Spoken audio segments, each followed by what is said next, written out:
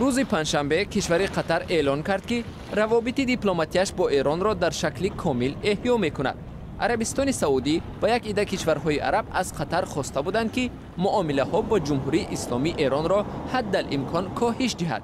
وزارت کارهای خارجی قطر میگوید سفیر این کشور بعد 20 ماه به تهران برمیگردد. ماه دکمبر سال 2015 عربستان سعودی یک روحانی معروف شیعه مذهب را اعدام نمود. در پی آن ازدحام اعتراضگران به دو بینای دیپلماتی عربستان سعودی در تهران حمله کردند. ماه ایون سال روان عربستان سعودی و چند کشور دیگر عربی داد و گرفتشان با قطر را قطع کردند. در این میان مقامات تهران پشتیبانی از قطر را افزایش داده به این کشور خلیج فارس غذا و دیگر مواد نیازی اول فرستاده است. ماه روان با هدف کاهش تاثیر تحریم کشورهای عرب، قطر رفت آمدش با 80 کشور عالم را سبک کرد.